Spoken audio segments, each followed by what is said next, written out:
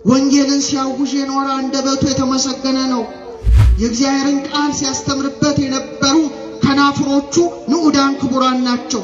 በአንደበቱ እንዲህ ያለ ሽንገላ ተናገረ ሲባል ሰምተንም አናውቅም።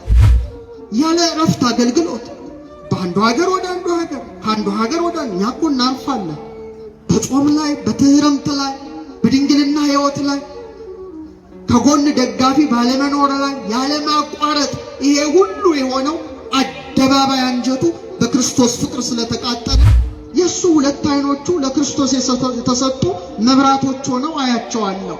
ለምን? አይኖቹ በኃጢአት አላደፉም። አይኖቹን ነውር አልሸፈናቸውም። አይኖቹን ቅናት አላደበዘዛቸውም። አይኖቹ ኃጢአት በመመልከት ጸንተው አልኖሩም። ዛሬ በጆሮዎቻችን ብዙ ሐሜቶች ገብተዋል።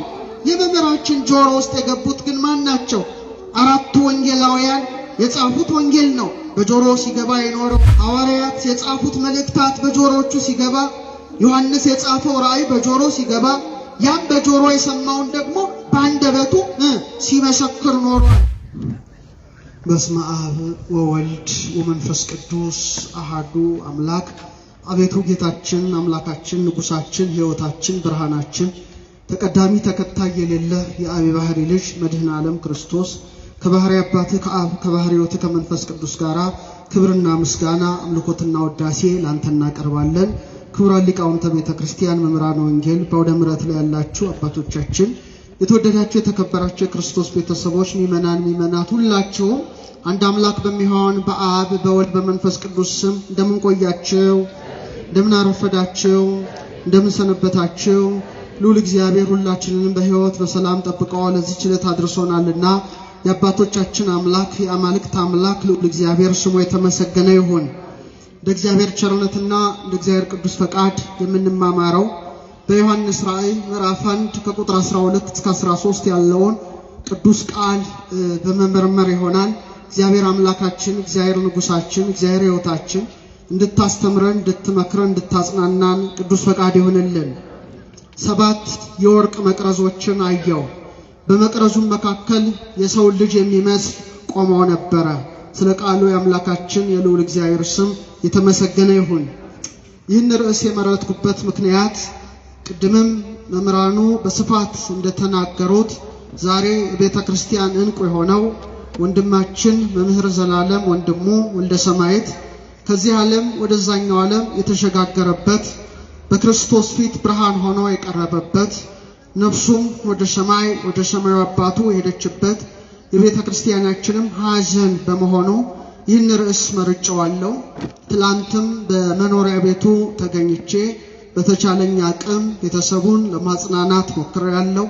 ዛሬም ደግሞ በመስቀል አደባባይ በነበረው ሽኝት ሁላችንም ተገኝተን ወንድማችንን ሸኝተናል። መጋቤ ሐዲስ ቅድም ስለሱ ዜና ሲያስተምሩ ነበር።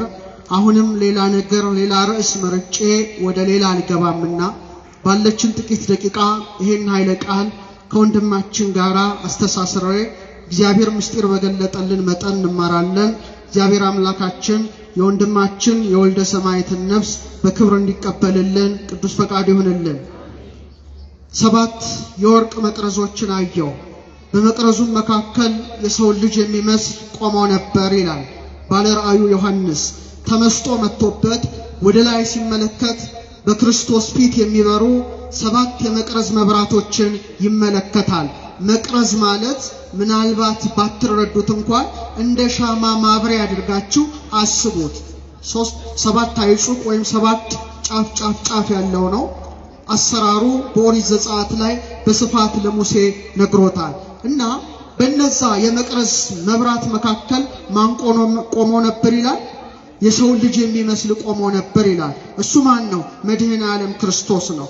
ስለዚህ አባቶቻችን ሊቃውንት ያን ሲተረጉሙ መቅረዝ ማለት የሰው ልጅ ነው ይላሉ። ምንድነው? የሰው ልጅ ነው። መቅረዙ 7 ክፍሎች አሉት። ሰው በ7 ተከፍሏል።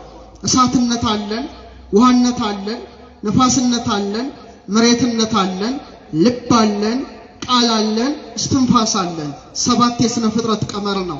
ስንት ዕለታት አሉ? 7 ዕለታት አሉ። ሰባት ሊቃነ መላእክት አሉ፣ ሰባቱ ሰማያት አሉ። ሰባት ብለን ብንዘረዝር ራሱን ችሎ ሰፊ ትምህርት ይሆናል። እና ሰባት የመቅረዝ መብራቶች መካከል ማን ቆሞ ነበር ይላል? ክርስቶስ ቆሞ ነበር ይላል። እዚህ ላይ በጣም ማስተዋል ያለብን አንድ ትልቁም ነገር አለ። ሰሎሞን በመጽሐፈ ምሳሌ 9 ላይ ጥበብ ሐነጸት ላቲ ቤተ፣ ጥበብ አለ ለራሷ ቤትን ሰራች። ወአቀመት ላቲ ሰባተ አዕማደ፣ ሰባት ምሰሶችን ለራሷ አቆመች ይላል። ጥበብ ያለው ማን ነው? እግዚአብሔር ነው። ሰባቱ ምሰሶች የተባሉት ማን ናቸው? ሰባቱ ዕለታት ናቸው። በይበልጥ ግን ትርጓሜው ቤት የተባልን ማን ነን? እኛ የእግዚአብሔር ማደሪያዎች ነን። ጥበብ የተባለው ማን ነው? እግዚአብሔር ነው። ሰባት መቅረዝ የተባሉት ወይም ሰባት ምሰሶች የተባሉት መክብበ ሕዋሳት በሆነው በራሳችን ላይ እግዚአብሔር አምላክ ያስቀመጣቸው ሰባት መብራቶች አሉ። እነዛ መብራቶችን እስቲ እንመልከታቸው። ስንት አይኖች አሉ? አትሳሳቱ። ስንት አይኖች አሉ? ሁለት አይኖች አሉ። ስንት ጆሮዎች አሉ? ሁለት ጆሮዎች አሉ። ስንት የአፍንጫ ቀዳዳዎች አሉ? ሁለት አሉ። ስንት አፍ አለ? አንድ አፍ አለ። ሁለት ሲደመር አንድ ስንት ነው? ሰባት ነው።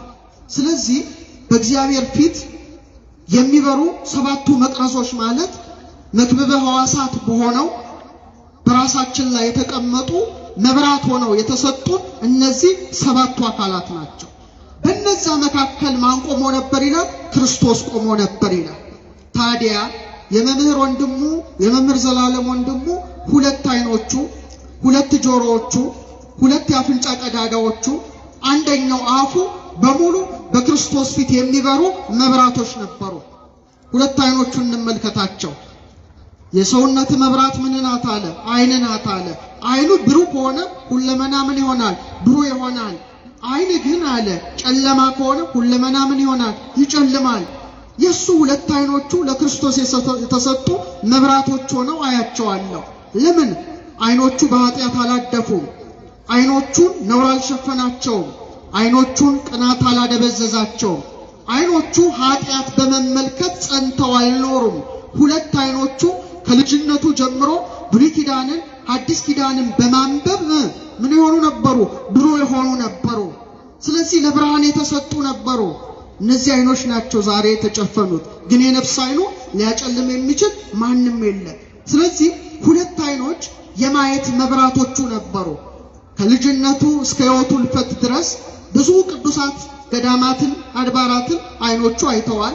ብዙ ያዘኑ የተከዙ ምእመናንን አይኖቹ ተመልክቷል። መመልከት ብቻ ሳይሆን በገባችሁ ማን ነው ይላል መምህር ዘላለም። ሁለቱ አይኖቹ ግን ኢየሱስ ክርስቶስን ሲያዩ የኖሩ በመሆናቸው በእውነት ክርስቶስ በመካከላቸው እንደቆመው እንደ ሰባቱ መብራቶች ሁለቱን አይኖች መመልከት ግድ ይለናል። ሌላው ሁለቱ የመቅረዝ መብራቶች ዳርና ዳር ያሉት አይጹቆች ሁለቱ ጆሮዎቹ የመስማት መብራት ሆነው የተሰጡት ነበሩ። በሔዋን ጆሮ ምን ገብቶ ነበረ? ንገሩኝ። በሔዋን ጆሮ ምን ገብቶ ነበረ? የሞት መልእክት ገብቶ ነበረ። በሔዋን ጆሮ ማን ነው ያንሾካሾከው? አካለ ከይሲ ማደሪያ ልሳነ ከይሲ መናገሪያ ያደረገው እባቡ ነበረ። ሁለቱ የሔዋን ጆሮዎች ምን ሆነዋል? ጎስቁለዋል፣ ረክሰዋል። ዛሬ በጆሮዎቻችን ብዙ ሐሜቶች ገብተዋል። የመምህራችን ጆሮ ውስጥ የገቡት ግን ማን ናቸው? አራቱ ወንጌላውያን የጻፉት ወንጌል ነው በጆሮ ሲገባ የኖረው። ቅዱስ ጳውሎስ የጻፋቸው 14ቱ መልእክታት ናቸው በጆሮዎቹ ሲገቡ የነበሩት። ሐዋርያት የጻፉት መልእክታት በጆሮዎቹ ሲገባ፣ ዮሐንስ የጻፈው ራእይ በጆሮ ሲገባ፣ ያም በጆሮ የሰማውን ደግሞ በአንደበቱ ሲመሰክር ኖሯል። መስማት የማንን ቃል ነው? ንገሩኝ። የማንን ቃል ነው? ምን ሰማውስ በምናችን ነው? በጆሮዎቻችን ነው። የመምህር ጆሮዎች በእውነት ሐሜት አልሰሙ። ብዙ ሐሜተኞች አሉ። የሱ ጆሮዎች ግን በሐሜት አልታሙ።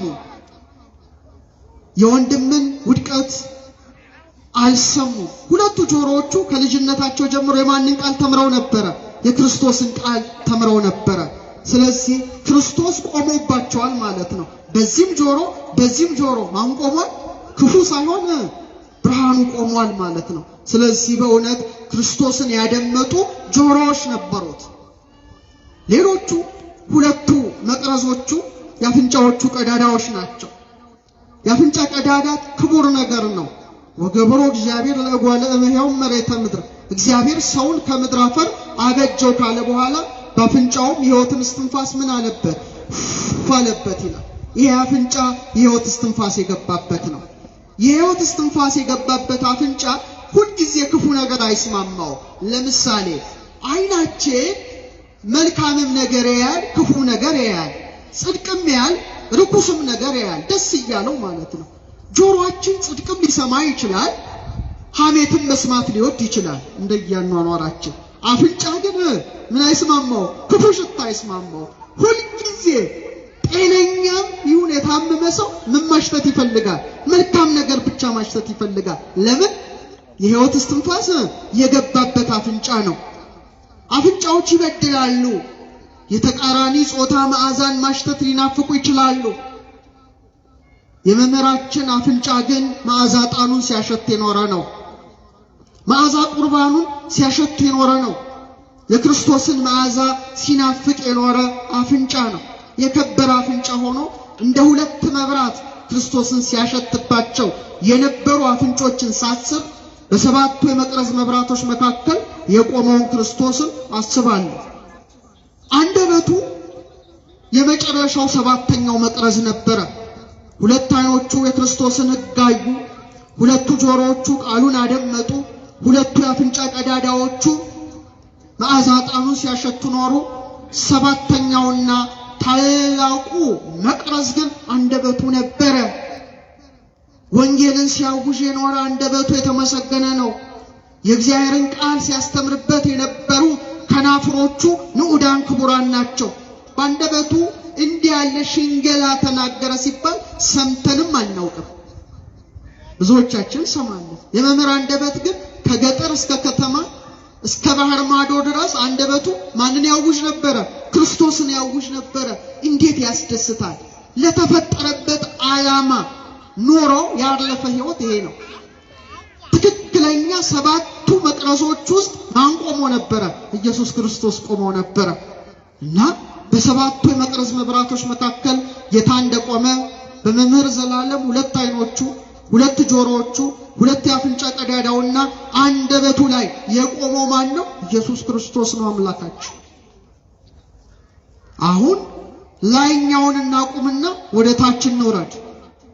መልካሙን ዜና ያበሰሩ የሐዋርያት እግሮች ያማሩ እንደሆኑ የተወደዱ እንደሆኑ የሱ ሁለት እግሮቹን ሳስብ ሰሎሞን የሰራው ቤተ መቅደስ ትዝ ይለኛል። ሰሎሞን ለእግዚአብሔር ቤተ መቅደስን ባነጸ ጊዜ በሩ ላይ ሁለት ምሰሶዎችን አቆመ ይላል። የነሐስ ምሰሶዎችን። እነዚህ የነሐስ ምሰሶዎች ያዕቁምና በለዝ ይባላሉ። መቅደሱን አጽንተው በሩ ላይ የቆሙ ሁለት ታላላቅ ምሰሶዎች ነበሩ። እነዚያ ምሰሶዎች ምንድናቸው? በመንፈሳዊ ምስጢር እግሮች ናቸው። ሰው የማን መቅደስ ነው? እስቲ ንገሩኝ። አረ መልሱልኝ። ይህም ቤተ መቅደስ እኛ ነን የሰራ ነው።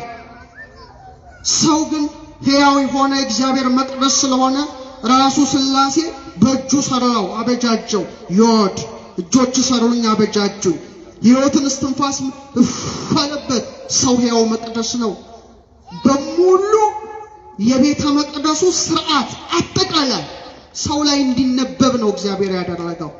ሰው የማን መቅደስ ነው? የእግዚአብሔር መቅደስ ነው። ትንሽ ልንገራችሁ። እዚህ ላይ በጣም ያስገርም ነገር ነው የምነግራችሁ። በደንብ አስተውሉ። ሙሴን ሲና ተራራ ላይ ያወጣዋል። አውጥቶ የብርሃን ድንኳንን ያሳየዋል ከናሰራሩ። ቀዳሚሃ ለጽዮን ሰማየ ሳረረ ወበዳግም አራዮ ለሙሴ ዘከመ ይገብር ግብራ ለደብተራ። ቅዱስ ያሬድ ነው። አጠቃላይ ያሳየው ሥርዓት ግን ሰዎች ላይ እንዲነበብ ፈቃዱ ነበረ። እስቲ ትንሽ ነገር ልንገራችሁ። አሁን ሰውነታችሁን በመስታወት በምትመለከቱበት ጊዜ መቅደስ መሆናችሁን እንድታስቡ መሆን አለበት። ስንት እግሮች አሉ? ስንት እግሮች አሉ? ሁለት እግሮች አሉ። እንስሳቱ ሁሉ በአራት እግራቸው እንዲሄዱ ሲያደርግ ሰውን ግን ለይቶ ሁለት እግር ብቻ ሰጥቶ እንደ ዘንግ መልምሎ እንደ እሸት ፈልፍሎ እግዚአብሔር ፈጥሮታል። ለእንስሳት ለአራዊት አራት እግር የተሰጣቸው የሚመስላቸው ለምንድን ነው? መሬት መሬት ነው የሚያዩት። ምን ነው የሚያዩት? መሬት መሬት መሬት መሬት መሬት ነው። ቀና ብለው ግዙፉን ሰማይ እንዲያዩ አልተፈቀደላቸው። በመቃብርም ፈርሰው በስብሰው መሬት ውስጥ ስለሚቀሩ ሰማይ አይመለከቱም፣ ክልክል ነው ለነሱ። እኔና እናንተ ግን በመቃብር ወድቀን ስለማንቀር ሰማያዊ ርስት ስለምጠብቀን ሰማይንም አቅንተን ተመልክተን አባታችን ሆይ በሰማያት የምትኖር ብለን እንድናመሰግነው ስለፈቀደ ስንት እግር ሰጠን? ይሄን ሕያው መቅደሱ ሁለት እግር እንደሰጠው ሰሎሞን ቤተ መቅደስን ሲሰራ ሁለት ምሰሶ ተመልከተው። እዚህ ጋር የምታዩ ያዕቆብና በለስ ናቸው። ታዲያ የመምህር ዘላለም እግሮች ያዕቆብ ናቸው፣ በለስ ናቸው። ያ ቤተ መቅደሱን አጽንቶ እንደቆየ በትምህርቱ ምዕመናንን ሲያጸና የኖረ ነው። ከገጠር እስከ ከተማ፣ ከከተማ እስከ ባህር ማዶ ወንጌልን ለማስተማር የገሰገሱ እግሮች ንዑዳን ክቡራን ናቸው። የኔና የናንተ እግሮች ወደ መሻታ ቤቶች ሲገሰግሱ ይውላሉ፣ ያድራሉ። ወደ ጠንቋይ፣ ወደ ሟርተኛ ቤት፣ የረከሰ የጨለማ ስፍራ የስንቶች እግር ገስግሰዋል። የስንቶች እግር ወደ ሞት መንደር ገስግሰዋል። የመምህር ዘላለም እግሮች ግን እንደ ያዕቆብ በመሆን እንደ በለስ በመሆን ቤተ መቅደስ ለቤተ መቅደስ አድባራት ገዳማት ሲገሰግሱ የኖሩ እንደ ነሐስ የጸኑ ያዕቆብ ናቸው፣ በለስ ናቸው። ክብር ይግባ ወንድማችን። ይኸው ነፍሱ መንፈሱ በቃ እኮ ነው፣ ሌላ ቅዱሳኑ አይደለም። ቅድስቱ ነፍሱ ቅዱሰ ቅዱሳን መንፈሱ ሄደዋል። ዛሬ አደባባዩ ነው የፈረሰው። አደባባዩ ነው የታየው። 3 ክፍሎች ነበሩት ለሙሴ ሲሰራለ። አንደኛው አደባባይ ይባላል ወይም አጸደ ደብተራ ኦሪት። ይሄ ስርዓት ልዩ ስርዓት ነው፣ ሰማያዊ ስርዓት ነው። ለዚህ ነው ተራራው ላይ አሳይቶ በዚህ አምሳል ስራ ብሎ ያስጠነቀቀው። የሰው ምሳሌ ስለሆነ ነው። አደባባይ ይባላል። እስቲ በሉ በአደባባይ ላይ ምንድነው የሚከናወነው? እዛ በጅራፍ እየገረፈ ያስወጣበት ቦታ ማለት ነው። ያ ቦታ እኮ ነው። አንዴ በሬው ይጮሃል፣ በጉ እንትኑ ይጮሃል፣ ርግብ ሻጮች አሉ። በቃ ድብልቅልቅ ያለው አደባባይ ነው። ምን እንደሆነ ነግራቸዋለሁ። አደባባይ ውስጥ ካህናት ይታጠባሉ። ሁለተኛ የእሳት መስዋዕት ይቀርብ ነበር። የምን መስዋዕት? ለእግዚአብሔር የሚቃጠል መስዋዕት የሚቀርበው ቅድስት ውስጥና ቅዱሰ ቅዱሳን ውስጥ አይደለም፣ አደባባዩ ላይ ነው። አደባባዩ ላይ ነው። እንደ አደባባይ አድርጎ ሆድ ዕቃችንን ሰርቷል እግዚአብሔር በእጁ። ምናችንን መልስ ምናህን ሆድ ዕቃህን። ለዚህ ነው ይፈትል ልበ ወኩልያተ፣ ኩላሊት ያጤሰው ልክ እንደሚጤስ መስዋዕት። አዎ በዛ ውስጥ የሚቃጠል መስዋዕት እንደሚቀርብ አንጀታችን በማን ፍቅር ይቃጠላል? በክርስቶስ ፍቅር ይቃጠላል። እንደው አንጀቴ በአንቺ ፍቅር ነደደ ይላል። የመምህር ዘላለም ወንድሙ አደባባይ የሆነው አንጀቱ ግን በክርስቶስ ፍቅር የተቃጠለ ነበረ። እውነት ነው፣ ምስክር ነው። አደባባዩ ሆድቃው አንጀቱ በማን ፍቅር ነው የተቃጠለው? ልክ እንደ ዮሐንስ አማው ተከርሱ ይላል፣ የሆዱ አንጀት ይላል። እዛ በሰዓታት ላይ እንዲህ ከመነደ እሳት እንደ እሳት ነበልባል ተቃጠለ ይላል። መስቀሉ ጋር ቆሞ ጌታን ያየዋል። በችንካር የተበሱ እጆቹን እግሮቹን የደፋውን የሾህ አክሊል 6666 ጊዜ የተገረፈው ስጋው አልቆ ደግሞ መግረፊያቸው ላይ የሚልጥ ነገር አለ። አጥንቱ እንደ በረዶ ነጭ ሆኖ የተሰቀለውን ማንን ያይ ነበረ? እና አንጀቱ ይላል ተቃጠለ ይላል። ነደደ። በማን ፍቅር? በክርስቶስ ፍቅር። አደባባይ አንጀቱ ነደደ። የመምህር ዘላለምም በክርስቶስ ፍቅር መቃጠል ነው። ያለ እረፍት አገልግሎት በአንዱ ሀገር ወደ አንዱ ሀገር፣ ከአንዱ ሀገር ወደ እኛ እኮ እናልፋለን። በጾም ላይ፣ በትህርምት ላይ፣ በድንግልና ሕይወት ላይ፣ ከጎን ደጋፊ ባለመኖር ላይ ያለ ማቋረጥ ይሄ ሁሉ የሆነው አደባባይ አንጀቱ በክርስቶስ ፍቅር ስለተቃጠለ እንጂ እንደኔና እንደናንተ በምግብ ፍቅር፣ በጾታዊ ነገር ፍቅር፣ በእግር ኳስ ተጫዋቾች ፍቅር ስለነደደ ስለተቃጠለ አይደለም። እና እኔ አደባባይ ሆኖ እመለከተዋለሁ። አደባባዩ ላይ በሬ ነበረ ይላል። ምን ነበረ? በሬዎች። አስባችሁታል? በጎች ነበሩ። ርግብ ይሸጡ ነበረ። ገንዘብ ለዋጮች ነበሩ።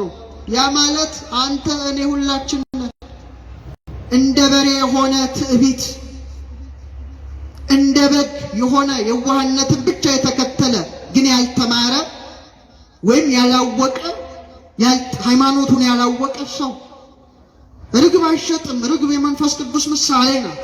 መንፈስ ቅዱስን መሸጥ፣ ገንዘብ መደብር መሆን፣ ሁሉ ነገር ይታይበታል።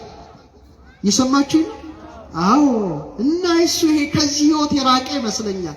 ለምሳሌ አንድ ነገር ልንገራችሁ። ትንሣኤ፣ ብዙ ትንሣኤዎች አልፈዋል። አላለፉም? ብዙ ልደቶች አልፈዋል። አቤት የበላነው የበሬ ብዛት! አቤት የበላናችሁ የበጎች ብዛት! አቤት የበላነው እንደ ርግብ የተመሰሉ የዶሮዎች ብዛት! በትክክለኛው መቅደስ ሰውነት ግን እውነተኛው ላም ክርስቶስ ይገባል፣ ስጋው ይበላል። እውነተኛው በግ ክርስቶስ ይገባል። እውነተኛው ርግብ መንፈስ ቅዱስ ይገባል። እውነተኛ ጽድቅ እንደ መክሊት ብቻ ይለዋወጥበታልና አደባባይ የሆነው ሰውነቱ የበሬ ጩኸት፣ የበግ ጩኸት፣ የገንዘብ ለዋጮች ጩኸት ያልተሰማበት እውነተኛው ላም ክርስቶስ፣ እውነተኛው በግ ክርስቶስ፣ እውነተኛው ርግብ መንፈስ ቅዱስ የጽድቅ ገንዘብ ብቻ የተመላለሰበት አደባባይ መሆኑን እንመሰክርለታለን። ከቃሉ ጋር ናችሁ? እኛስ አደባባያችን ስንት በሬ እየጮኸ ነው። አቤት ስንት በግ! ሰላም የለውም እኮ ስጋችን። ፈቃደ ስጋው ያንገላተዋል። እንደ በሬ የሆነ ትዕቢት ያንገላተዋል። የዘር ንግድ አለው፣ የጎሳ ንግድ አለው፣ የምቀኝነት ንግድ አለው፣ የአመንዝራነት ንግድ አለው፣ የክፋት ንግድ አለው፣ የሐሜት ንግድ አለው። የክርስቶስ መቅደስ ግን እንዲህ አይነት ጩኸት የሚስማማው አልነበረም። እና የመምህራችን ሕይወት ሰላማዊ ይመስለኛል። ሰላማዊ፣ ብዙ በጎች፣ ብዙ በሬዎች የማይጮሁበት፣ ርግብ ሻጮች የሌሉበት፣ ገንዘብ ለዋጮች የሌሉበት፣ እውነተኛው ላም ክርስቶስ፣ እውነተኛው በግ ክርስቶስ፣ እውነተኛው ርግብ መንፈስ ቅዱስ፣ እውነተኛ የጽድቅ መክሊት ወንጌል ብቻ የገባበት ነው። ስለዚህ ሁሌ እናስበዋለን። ሁለተኛው ክፍል አደባባዩን ስንሻገር ቅድስት ውስጥ እንገባለን። ቅድስት ነፍስ ናት። ቅድስተ ቅዱሳን መንፈስ ነው። ቅድስት ልብ ናት። ቅድስተ ቅዱሳን መክብበ ሕዋሳት ጭንቅላት ነው። ሁለቱንም እናያለን። ዛሬ አደባባዩ ነው ስጋው ሄደው። ቅድስትና ቅድስተ ቅዱሳኑ ግን ወደ ሊቀ ካህናቱ ብቻ ሄደዋል ለሚገባው አካል። ስጋ የመሬት ስለሆነ ቅድስት ላይ 3 ስርዓቶች እግዚአብሔር አከናወነ። ምን አይነት ነበሩ? ለነ ሙሴ ያዘዘው 7 የመቅረዝ መብራቶች እንዲበሩ አዘዘ። ስንት የመቅረዝ መብራቶች? በጣም ጥሩ። ሁለተኛ የዕጣን መስዋዕት ሁያለ የተነነ እንዲወጣ አደረገ። ሶስተኛ ህብስት 12 ገጽ በስድስቱም በዚህ በወርቅ ጠረጴዛ ላይ እንዲደረጉ አደረገ። ይሄ ማለት ልብ ነው፣ ልብሽ ነው። ልባችን ለእግዚአብሔር ቅድስት ሆኖ የተሰጠ ነው። 7 የመቅረዝ መብራቶች እንደሚበሩበት 7 የእግዚአብሔር መንፈስ የሚያድሩበት ልብ ነው። የሰማችሁኝ ነው? ምናችን ነው? ድገሙት። ምናችን ነው? ልብ ማለት ሀርት ማለት አይደለም። አንተ ሀርት ትርጉም የለውም። የግዕዙ ቃል ግን ትልቅ ቃል ነው። ሊቃውንት በተለይ ቀመር ሊቃውንት ሲያስተምሩን ልብ ማለት የቤተ ክርስቲያን ትልቅ ምስጢራዊ ትምህርት አለ። ልብ ማለት እንላለን የልዑል ቤት። የማን ቤት? ለማለት ልብ ልዑልን ይወክላል ፊደሉ ራሱ። በደግሞ እንደምታዩት ግድግዳ አለው፣ ጣራ አለው። ምን ማለት ነው? የልዑል ቤት። የማን ቤት? ያያችሁ የልዑል ቤት ነው። የልዑል ቤት ነው። እና ልቡን ስንመለከተው እውነትም 7 መብራቶች ይበሩበት ነበረ። 7 መብራቶችን አይተናል አይደለ? እሳት ናቸው። እሳት ምንድን ነው? ቤተ መቅደስ ውስጥ ማታ በርቶ ነው ሲበራ የሚያድረው። ያለዛ መብራት መቅደሱ ምንድን ነው? ጨለማ ነው። የሱ መብራቶች እንደዛ አይነቶች ናቸው ነው። የሰማችሁኝ ኦርቶዶክሳውያን? መብራት ሁለት ጥቅም አለው። አንድ ሙቀት አለው፣ ሁለተኛ ብርሃን ነው። በቃ ብርሃን ሆኗል። አልሆነም? አረ ንገሩኝ፣ አልሆነም? ሀብታም ገሌ 3 ቤተክርስቲያን አሰሩ፣ 2 ቤተክርስቲያን አሰሩ፣ እንዲያሰሩ ይባላል። እሱ ሚሊየን ምእመናንን ያነጸው መቅደስ ነው። ሚሊየን የወንጌል ሰባኪዎች ሚሊየን መቅደስ የሚያንጹ ናቸው። ሕያው የእግዚአብሔርን መቅደስ የሚሰሩ ናቸው። ነው ባለጸጋው ገሌ ነው፣ ቦታው የሚገን ነው የሚከብረው አይደለም። ሚሊየን ሕያዋን የእግዚአብሔርን ሕንጻዎች የሚያንጹ ናቸው። ብርሃን ሆኗል። እንደ መቅረዝ ሙቀተ ጸጋን ሰጥቷል፣ አስተምሯል፣ አጽናንቷል። ውለታ አለብን ማለት ነው። ልክ እንደ ዕጣን መስዋዕት ንጹሕ ጸሎትን ወደ እግዚአብሔር አቅርቧል። እስትንፋስ ያለው ሁሉ ማንን ያመስግን? እስቲ ንገሩኝ፣ ማንን ያመስግን? ዳዊት የደመደመው በዛ ነው። ደስ ሲል ምስጋናው ሲደመድም እስትንፋስ ያለው ሁሉ ማንን ያመስግን? በቃ እንደ ልብ መንበርነት እስትንፋሱ እስኪወጣ ድረስ ማንን አመስግኗል? አርምሞ ጽርዓት በሌለበት ቃል ሊያመሰግን ደግሞ ወደዛኛው ዓለም ተሸጋግሯል። ይሄ ጽርዓት አለው፣ መቋረጥ አለው። እስትንፋስ ምን ይሆናል? ንገረኝ። ይቋረጣል ነው፣ ግን መንፈሱ ልትቋረጥ አትችልም፣ ይሄዳል። አርምሞ ጽርዓት በሌለበት ቃል፣ ዝምታ መቋረጥ በሌለበት አንደበት ማንን ያመሰግናል? በነፍስ ኧረ መልሱ እግዚአብሔርን። በቅድስት ውስጥ እንጀራ ህብስት እንዳለ እንጀራ ምንድን ነው? የእግዚአብሔር ቃል ነው። ህብስት የእግዚአብሔር ቃል ነው አይደል? የእግዚአብሔርን ቃል መግቧል። አልመገባችሁ? መልሱልኝ። መገባችሁ? እዚህ እንኳን ባይሆን በተለያዩ አድባራትና ገዳማት መምህር ዘላለም አልመገባችሁ? ቅድስት ሆኖ ተገኝቷል። ትክክለኛ ቅድስት። እንደ ህብስቱ ህብስት የሆነውን የእግዚአብሔርን ቃል መግቧል። እንደ ዕጣን መስዋዕትነት ለእግዚአብሔር የሚያቀርበውን ጸሎት አቅርበዋል እስከ ህቅታ ነፍሱ ድረስ። እንደ 7ቱ መቅደስ እንደ ቅድስት ሆኖ ብርሃንን ሙቀትን ሲሰጥ ኖሯል። ቁረትን አይደለ ሙቀትን ነው የሰጠው። ስለዚህ በረከቱ ይደርብን። ሌላው ቅድስተ ቅዱሳን ነው። ቅድስተ ቅዱሳን ሊቀ ካህናቱ ብቻ የሚገባበት ነው። የከበረ ነው። ሊቀ ካህናቱ ብቻ ይገባል። ታቦተ ጽዮን አለች፣ በትረ አሮን አለ፣ መሶበ ወርቁ መናን የያዘው መሶበ ወርቅ አለ። አዎ መምህራችን መምህር ወንድሙ ስለ እውነተኛዋ መሶበ ወርቅ ሲሰብክ ኖሯል። እሷ ማን ናት?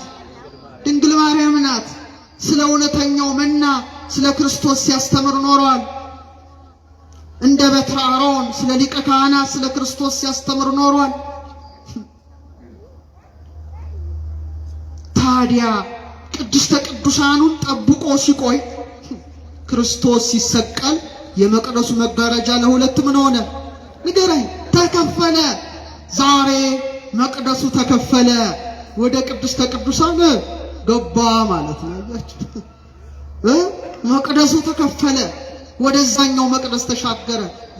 ያ የተደበቀ አይታየ የነበረው ነገር ምን ሆነ? ታየ ማለት ነው። መጋረጃው ሲከፈል እየሰማችሁ ነው። መጋረጃ ሲዘጋ ታያላችሁ? አታዩ? አናይም። ሲከፈትስ ምን ሆነ?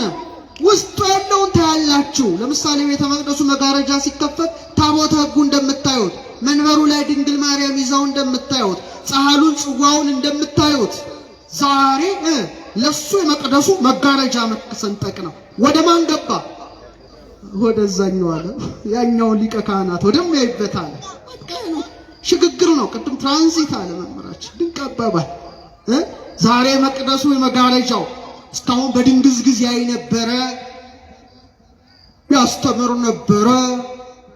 አሁን ደግሞ ፊት ለፊት እናያለን እንዳለው መጋረጃው ተሰንጥቆ ፊት ለፊት ወደሚያይበት ዓለም ምን ሆኗል? ተሸጋግሯል። ወንድማችን ሞት አይደለም፣ ሽግግር ነው።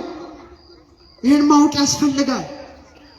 ስለዚህ ሁለንተና ሐዋሱ ለእግዚአብሔር ሆኖ በማለፉ ነው ዛሬ ሁላችንም ነጭ ለብሰን አዝነን ተክዘንም ቢሆን የሸኘ ነው። የሰማችሁን ኦርቶዶክስ።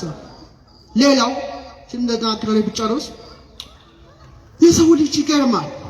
ሕያው መቅደስ ነው፣ ክቡር ነው። ዛሬ ሰውን ክብር አልተረዳንም። በጣም በጦርነት የሚረግፈው እኮ እግዚአብሔር ሕንፃ ነው። ዛሬ ቤተ መቅደስ ቢቃጠል የጊያችንን እናስነካዋለን። መቼ ስንት የሰው ሕንፃ ፈርሷል። ደንታችን ግን አይደለም፣ ግራ የገባን የሰው ክብር አልተረዳንም። ሰው የሥላሴ ሕንፃ ነው፣ ከመቅደሱ እኩል ነው። ነገር ግን ልዩነቱ መቅደስ ሰውነታችን በኃጢአት ረክሷል። ይህ ግን በቅድስና ሁሌ ነው ችግሩ ያለው።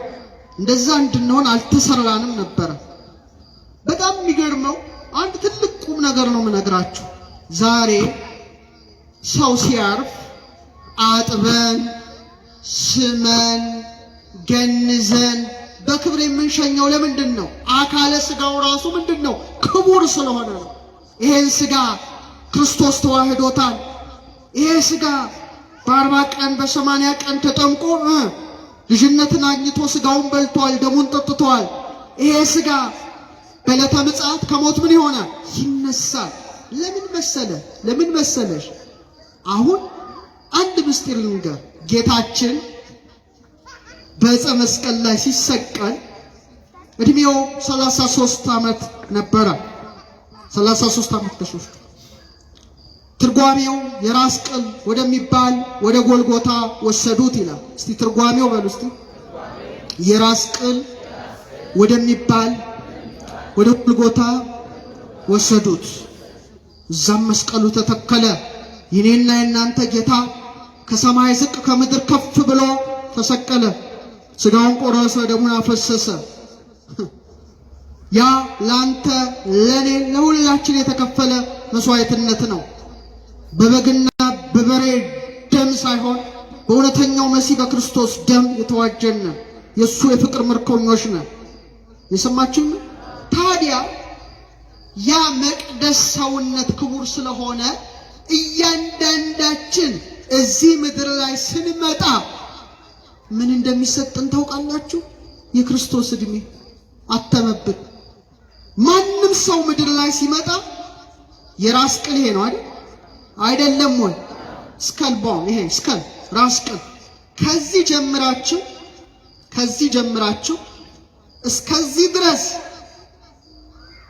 ብትቆጥሩ የሳይንቲፊክ ፕሩፍ የሆነ ነው የምነግራችሁ። ዝም ብሎ የሆነ አይደለም። ሰው ዝም ብሎ የሆነ አይደለም። እያንዳንዱ ስሩ ምስጢር አለው። እዛ ውስጥ አልገባ፣ ግራ ነው የሚገባችሁ። 33 ነው። አይደንቅም? ስንት ነው? ድገሞ እስቲ። በቃ ቨርተብሬ የጀርባ አጥንት ቁጥር እያንዳንድሽ 33 ነው። እድሜው ነው እዚህ ላይ የታተመው። መቅደስህን ወቅ፣ መቅደስ መሆንሽን ወቂ። ጭንቅላት ምንድን ነው? የራስ ቅል ነው። በራስ ቅል ጎልጎታ በ33 ዘመኑ መድኃኔ ዓለም ክርስቶስ እንደተሰቀለ ዛሬም በእያንዳንዱ ክርስቲያን ርዕሰ ልቡና ላይ መስቀሉ ተተክሏል። ቀጠበብት አለቃ እያሌው ታምሩ በረከታቸው ይደርብን። ከዚህ ዓለም የተለዩ አንጋፋ ሊቅ ነበሩ። የራስ ቅል የሚባል የመድኃኔ ዓለም ዕለት የሰበኩ ስብከት አለ። ድንቅ ስብከት ነው። ዩቲዩብ ላይ አድምጡታል። በጣም ያስደንቅ ስብከት ነው። ምን አሉ? የራስ ቅል ጎልጎታ ላይ ጌታችን አንዴ ነው የተሰቀለው። በእያንዳንዱ ክርስቲያን ራስ ላይ ግን ሁሌ እንደተሰቀለ ነው። የመምህር ዘላለም ራስ ጎልጎታ ነበር። ሁሌ ክርስቶስ ተሰቅሎባቸዋል። እኛ ትንሽ ወዝወዝ ይላል። ጭንቅላታችን ስትመለከቱት ይሄ የተባለበት ሕዋስ አቤት! እኔ ፊቴን በመስታወት ሳየው እንዴት እንደምደሰት ሁልጊዜ። ስለ ውበቱ አይደለም፣ እግዚአብሔር ያስቀመጠውን ምስጢር ከመረዳት ጋር። የጌታ የስቅለቱን ስዕል ስታዩ አንድ ጭንቅላት ታያላችሁ አይደለ? ስሩ። አዎ፣ ጭንቅላቱ የማን ይመስላችኋል? የአዳም። አዳም 22ኛ ፍጥረት አድርጎ እግዚአብሔር ፈጠረው። አዳማውያን ይሆን ሁላችንም አባታችንን አዳምን መምሰል ስላለብን እያንዳንዱ ሰው ምድር ላይ ሲመጣ የጭንቅላታችን አጥንት ቁጥር 22 ነው። የሰማችሁ? ስካል ቦንስ ነምበር ኦፍ ስካል ቦንስ። ቴክኖሎጂ ተጠቅሞ 22 የራስ ቅል አጥንት ነው ያለው። በ22ቱ ስሞቹ አምሳል በአሌፋቱ አምሳል ታዲያ የመምህር ራሶች 22ቱ የእግዚአብሔር ስሞች የሚነበብባቸው ጽላቶች ነበሩ። አዎ ነበሩ። አሌፍ፣ ቤት፣ ጋሜል፣ ዳሌት፣ ሄ፣ ዋው፣ ዛይ፣ ሄት፣ ጤት፣ ዮድ፣ ካፍ፣ ላሜድ፣ ሜም፣ ኖን፣ ሳምኬት፣ ፌ፣ ጻዴ፣ ቆፍ፣ ሬስ፣ ሳንታው የሚነበብባቸው ሕያዋን ጽላት ሆነው የተሸኙ ናቸው። ራሳችን ብዙ ኃጢአት ሰርቷል፣ ተንኮል አስቧል፣ ለወንድም ለእህት ክፋትን አስቧል። የእግዚአብሔር ቃል እንዲታተምበት የተፈጠረ ጭንቅላት ብዙ ነውሮችን ፈጽሟል። እኔ መምህር ዘላለም 22ቱ የራስ አጥንቶቹ 22ቱ የእግዚአብሔር ስሞች ቢነበቡበት ነው የሚመስለው። እኔን ነው እንግዲህ ለሁላችንም እንደዛ እንደሆነ ገምታለሁ። የሰማችሁ ነው አላችሁ። ሌላው አንድ ነገር በነግራችሁ ትደነቃላችሁ። ጭንቅላት ሲከፈት ለካ የሰው ልጅ ምን ያህል ታላቅ ቅዱስ ፍጡር ነው ተብሎ ዓለምን ያስባለ ሳይንቲስቶችን እጃቸውን ባፋቸው ላይ ያስጫነ እኔም አንተም አንቺም ሁሌ ስንሰማው የሚያስደንቅ ነገር ልንገራችሁ። ይሄን ማስተማር በፕሮጀክተር ነበረ እያሳየ እውነት ልክ ጭንቅላት ሲከፈት ምን እንዳለ ታውቃላችሁ? በጣም የሚያበራ በጣም የሚፍለቀለቅ ዘይት አለ። ወደ ታች ይወርዳል። መጀመሪያ ከዚህ ጋር ነው የሚመጣው፣ ከዚህ ጋር ይመጣል። ብትግለ 33ቱን አጥንት ያልፍና ጭንቅላት ላይ ምን ይሆናል? ፍለቀለቃል። ሳይንቲስቶቹ ይሄ ነገር አሉ። ሁሉም እኮ ይታወቃል። ያንን ማናውቀው ወይ ከትምህርቱ የለም ወይ ከሳይንሱ የለም ወይ ከሃይማኖቱ እውቀት የለም። በጣም ተቸግረን ይሄ አሉ ክራይስት ወይም ነው አሉ ዮሐንስኛ። እነሱ ባይሉትም ዮሐንስ ነግሮናል። እያንዳንዳችሁ ከቅዱሱ ቅባት ተቀብላችኋል። እውነት ነው አለ። ምን ተባለ? ክራይስት ወይም ክርስቶስ ቅቡ ማለት አለ መሲህ የሱ ዘይት ተባለ። ግን የሚደንቃችሁ እሱ አይምሰላችሁ። 3 ቀን ስንት ቀን? 3 ቀን እዚህ ጋር ይቆይና ወደ ላይ ይወጣል። በወር 3 ቀን እንዴ! ክርስቶስ ከዚህ ቆኖ ነው ልክ ከሰማይ ሰማያት ጌታ እንደወረደ ከዛ እዚህ ጋር 3 ቀን ቆይቶ እንደገና ይወጣል። ጌታ በመቃብር ስንት ቀን አደረ? 3 መዓልት 3 ሌሊት እንደገና ይወጣል። ምን ትለዋለህ እንዴ? ትልቅ መቅደስ ነን። እንደገና ጭንቅላት ሲከፈት የሕይወት ዛፍ ነጭ ዛፍ አለ እዚህ ጋር ነጭ ዛፍ ትሪ ኦፍ ላይፍ አሉት ሳይንቲስቶቹ። መንፈስ ቅዱስ ነው የሚያናግራቸው አይምሰል ሰርጀንቶች። ትሪ ኦፍ ላይፍ የሕይወት ዛፍ ነጭ ነው። እንደ ከነዓን ማር እንደ ከነዓን ወተት የመሰለ ይፍለቀለቃል እዚህ ውስጥ። ይሄ ሲቆም ነው ሰው የሚቆመው። ሴሎችን እንደ ሙጫ አጣብቆ ያዘ። ያንተንም የኔንም ህዋስ ላሚኒን ፕሮቲን ይባላል። ዛሬ እንማር ውስጥ ጉግል አድርገው። ምንድነው የያዛችሁት? ሞባይል ቲክቶክ ወሬ ስናደምጥ ይመሻል ይነጋል እንጠራለን። ላሚኒን ክሮስ ጉግል አድርገህ ስትመለከት ጌታ እጁን ዘርግቶ እንደተሰቀለ ነው የሚያሳይ። ሁሉ በእርሱ ተጋጥሟል አለ ቅዱስ ጳውሎስ ቆላስይስ ላይ። ያ ሲቆም ቆመ። ለካ ሕይወታችን ክርስቶስ ነው። ብንኖር የክርስቶስ ነን፣ ብንሞትም የማን ነን? የክርስቶስ ነን። ስጋችን የእሱ አደባባይ፣ ነፍሳችን የእሱ ቅድስት፣ መንፈሳችን የእሱ ቅድስተ ቅዱሳን አድርገን እንድንኖር የተሰራን መቅደሱ ነበር። ግን አልሆነም። በሬው ይጮሃል፣ በጉ ይጮሃል፣ ርግብ ሻጮች አሉ፣ ገንዘብ ለዋጮች ይተራመሱብናል። እኮ ያጥፍቶታ ታጣው ጌታ በፍቅር ጅራፍ ወደሱ እንዲጠራን እነዚህን በሬዎች፣ እነዚህን በጎች፣ እነዚህን ርግቦች፣ እነዚህን ገንዘብ ለዋጮች ከሐዋሳታችን እንዲያወጣልን ፈቃዱ ይሁን። የሱ መቅደስ ብቻ አድርጎ ይስራ። የመምህር ሰውነትን በዛ ልክ ነው ማያቸው። የሰማችሁ ነው ግን ኦርቶዶክስ ነቃ በሉ እስቲ። በመጨረሻ ነግሬያችሁ ላብቃ። 3 ደቂቃ 4 ደቂቃ። ሁሌ በወንጌል አገልግሎት ተገናኘንባቸው ወደ ምህረቶች የወይኔ መጀመሪያ ያስተምራሉ፣ ሁለተኛ ያስተምራል። የማስተማር ሂደት ግን ወደ ምህረት ላይ ተቀምጦ እጆቹ መጽሐፍ ቅዱስ ይዘዋል። ሁሉም ሶሻል ሚዲያ ላይ ፖስት የሆነውን ስታዩ በእጁ ምን ይዟል? አረ መልሱልኝ፣ መጽሐፍ ቅዱስ። በጣም የሚገርም እኮ ነው። መጽሐፍ ቅዱስ እጅ ማለት ጽላት ነው። እግዚአብሔር አብ የሙሴን ሕግ በጣታችን የልጁን ሕግ በልባችን ላይ አትሞታል። ይሄን ማወቅ ያስፈልጋል። የእግዚአብሔርን ቃል በጣቶች ሰራቸው ማለት ምስጢሩ ምንድነው? ስንት እጆች አሉ? እስቲ ፍጠን አይዞ። ስንት እጆች አሉ? ሁለት እጆች አሉ። መዳፍን ሰቅለው የያዙ፣ መዳፍን አጽንተው የያዙ። ስንት መዳፎች ግን አሉ? ሁለት። መዳፎቹ ያንዳንዱ መዳፍ ላይ ስንት ጣቶች ተሰክተዋል? አምስት። ዝም ብሎ መሰለን? ቅርጽ መሰላችሁ እንዴ?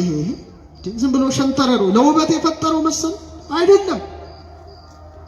ሙሴን ሲና ተራራ ላይ አውጥቶ በሁለት ጽላት በአንዱ አምስት ትእዛዝ ጽፎ ሰጥቶ ይቀርታ ሙሴ ያን ይዞ ወረደ። ዛሬ ማለት ይሄ ነው። ስንት እጅ አለ? አረ ንገሩ። እነዚህ ሁሉ ትእዛዛት አለ በሁለቱ ሕግጋት ተሰቀሉ አለ። ፍቅረ ቢጽ ነው ቀኝ እጅ፣ ፍቅረ እግዚአብሔር ነው ቀኝ እጅ፣ ይቅርታ ፍቅረ ቢጽ ነው ግራ እጅ። እንደ ሁለት ጽላት ሁለት መዳፎችን የሰጠ እንደ 10 ቃላት 10 ጣቶችን የሰጠ ማን ነው? እግዚአብሔር ነው። ታዲያ ጽላት መዳፉ ብሉይ ኪዳንና አዲስ ኪዳንን አስቀምጦበታል። ትክክለኛ ስራውን ያከናወነ መዳፍ ነው። እኛ በጣቶቻችን የሰራነውን ነገር አስቢ እስቲ። በጣትሽ ምን ሰርተሻል? ምን ሰርታል? ይሄ ጣት የሱ ጣቶች ግን ትክክለኛ አትስረቅ፣ አታመንዝር፣ እነዚህ ቃላትን ደርድረው ሁሉ ሰርተዋል፣ ቆርሰዋል፣ ጉርሰዋል። ዛሬ ታሪኩ ሲነበብ ራሳችን እንደ መስታወት እንድናይ አድርጎናል። ጣቶቹ ቀደው አልብሰዋል፣ ቆርሰው አጉርሰዋል፣ ቀጥተው አጠጥተዋል። የእግዚአብሔር ቃላትን የፈጸሙ ጣቶች ናቸው አሉ እዚህ ውስጥ። በጣቶቻቸው መርዝ በጥብጠው ወንድም እህቶቻቸውን ያሳበዱ የተረገሙ ቃየላውያን ጣቶች አሉ። ግን በሞት ታስረው ክርስቶስ ፊት የሚቀርቡ ከነሙሉ ደማቸው ተጠያቂ የሆኑ ጣቶች አሉ። የረከሱ ጣቶች አሉ። ወደ ኃጢአት የተሰማሩ፣ ደም ያፈሰሱ፣ ውርጃ ያስወረዱ፣ ኪስ ውስጥ ገብተው ገንዘብ የሰረቁ፣ የሰውን ገንዘብ ወስደው ያልመለሱ ጣቶች አሉ። እነዚህ ቃየላዊ ጣቶች ናቸው። የመምህር ጣቶች ግን በጎች ጣቶች ናቸው አይደል እንዴ? በእጁ መጽሐፍ ቅዱስ ተይዟል።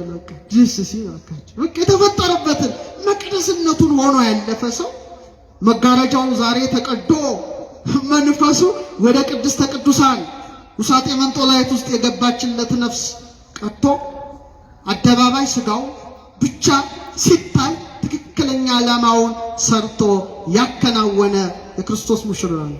የሰማችሁ ነው። ሙሽራው ክርስቶስ፣ ሙሽሪት ቤተ ክርስቲያን ብትሆን እሱ ሚዜ ሆኖ አርከመራዊ ሆኖ ስለ ሙሽራው ያወጀ ነው። ስለዚህ ከራስ ፀጉር እስከ እግር ጥፍሩ ለማን ተሰጥቶ ነበረ? ለክርስቶስ ነው። ሲፈልግ ወሰደው ማለት ነው። የሰው የመጨረሻ አካሉ ምንድነው? ፍጠን የመጨረሻ አካላችን አንቺ የመጨረሻ አካልሽ ምንድነው? ምንም ከራስ ፀጉር የመጨረሻ እስከ እግር ጥፍር አይደል? የመጨረሻው ፀጉር ነው። ቀጥሎስ ጥፍር ነው። አይዟችሁ እንዴ ነቃበል ምንድነው? የመጨረሻ ህይወትን ያማክላል ነው እኮ አይደል? ዴድ ሴል ናቸው ሁለቱም። የሚገርመው ፀጉራችሁን ስትቆረጡ ያማችኋል። ጥፍራችሁን ስትቆረጡ ቢያማችሁ ኖሮ ጉድ ይፈላ። ዴድ ሴል ከዴድ ሴል የተዋቀረ ነው። ለምን? ሞትን የሚወክሉ ናቸው ሁለቱም። ለዚህ ነው የምትቆርጣቸው። መቃብያን ይናገራል። ፋኖስም ወስዶታል። ፀጉር መብቀሉ የመወለድህ ነው ይላል። ማደጎ የማደግህ ነው። ትላጨዋለህ፣ የመሞት ነው። ተላሽታ አትቀርም። ዳግመኛ ምን ይሆናል? ይበቅላል። አንተ ሙታ አትቀርም። ክርስቶስ ሲመጣ ትነሳለህ ነው። በቃ ደስ ይላል። ጥፍር መብቀሉ ወይ ጥፍርሽ መብቀሉ የመወለድሽ ነው። ማደጎ የማደግሽ ነው። ትቆረጫዋለሽ፣ የመሞትሽ ነው። ተቆርጠሽ አትቀሪም። እንደገና ምን ይሆናል? ጥፍርሽ ይበቅላል። ሰው ሙቶ አይቀርም። ክርስቶስ ሲመጣ ከምን ያስነሳዋል? ከሞት ያስነሳዋል። በቃ ሲመሽቷል፣ ቤት እንሄዳለን። ከዛስ እሺ ትበላላችሁ። እሺ ምግብ ላይ ሄዳችሁ ከዛስ እንዴት ነው የምትተኙት? ቆማችሁ ነው ወይስ ተጋድማችሁ? ቆሞ የሚተኛል? እሺ ተጋድማችሁ ተኛላችሁ። ግን ተኝታችሁ ምን ታያላችሁ? ስጋችሁ ሲል ነፍስ ህልም ስታልም ታድራለች። ጠዋት አላርም ሲጮህ ወይም ዶሮ ሲጮህ ወይም ጎህ ሲቀድ ብርሃን ሲመጣ ፀሐይ ስትወጣ ብድግ እንላለን። ይሄ ማለት ያንተ ያንቺ ሁላችን ህይወት ነው። ሲመሽ መተኛታችን በጨለመሽ ሞት ከዚህ ዓለም እንሰናበታለን። ለምን አናይም? ተከድነናል ነው። አደባባዩ ፈርሷል ነው። ቅድስቱና ቅድስተ ቅዱሳኑ ነው ማይፈርሰው። ከዛ አልጋ ላይ መጋደማችን መቀበራችን ነው። ህልም ማለማችን ነፍስ በሕያውነት መኖሯን ያመለክታል። ጠዋት ደወሉ ሲጮህ ለመነሳት ሚካኤል መለከቱን ያስጮሃል። ፀሐይ ስትወጣ እንደመነሳት እውነተኛው ፀሐይ እውነተኛው ብርሃን ምንወደው መድኃኔዓለም ይመጣል። ያኔ ከሞት እንቅልፍ ንቃለን። ጳውሎስ ንቃ መዋት ይዘህ ትነውም፣ አንተ የተኛው ሟች ንቃ አለ። ማን ያበራልሃል? ክርስቶስ። በል እስቲ ድገሙት እስቲ ስሙን። ወያበር ለከ ክርስቶስ፣ ክርስቶስ ያበራልሃል አለ። እኔ እንግዲህ ከዋክብቱ ዓለም ስላለው ደግሞ እንደው እነዛም ባላነሳ ቅር ይለኛል። ፀሐይ የኛ ምሳሌ ናት። ወስተ ፀሐይ ሲመጽላሎቶ ይላል ዳዊት። ጥላውን በፀሐይ ላይ ያኖረ የአንድነት ሶስትነት ብቻ አይደለም፣ ያንተም የኔ ነው። ፀሐይ እንደመውጣት ትወለዳለህ። ጠፈር ላይ እንደመኖር ትኖራለህ። ፀሐይ በሰማይ ላይ ደምቆ እንደሚያበራ ደምቀህ ትኖራለህ በምድር ላይ። ሰዓቱ ሲደርስ ግን ፀሐይ ትጠልቃለች፣ አንተም ትጠልቃለህ፣ ትለያለህ። ግን ፀሐይ ጠዋት መልሳ ይወጣል። እኛም ሞተን አንቀርም። ፀሐያችን ማን ነው? ክርስቶስ ነው። ሲመጣ ከሞት እንነሳለን። እንዴት ደስ ይላል! እንዴት ደስ ይላል! በመጨረሻም ያን ዛፍን ባላነሳው ቅር ይለዋል። ይሄ ዛፍ አንተን አንቺን ይመስላል። ገበሬ ዘርን ይጥላል ወይም ችግኝ ይተክላል።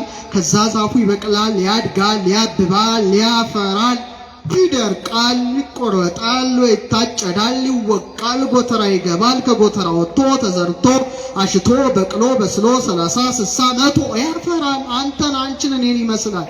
ገበሬ ዘርን ይዞ መሬት እንደሚጥል አንተም እኔም አንቺም ስንጸነስ ከአባት ዘር ወደ እናት ማህፀን ተወረወርን። ለዚህ ነው እናት የምትባለው መሬት። እናት ምድር ነው አባት ምድር? አረ ንገረን። አባት አይባልም። ሰማይስ?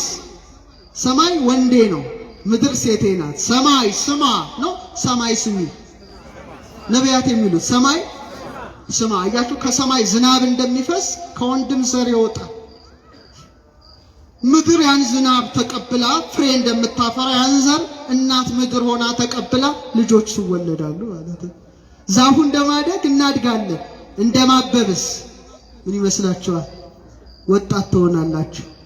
እንደማፍራትስ ቤት ንብረት ልጆችን፣ እንደ መምህር ደግሞ ወንጌልን ማፍራት፣ ሚሊዮኖችን ማፍራት፣ ይሄ የሥጋ ልጆች የመንፈስ ልጆችን ማፍራት።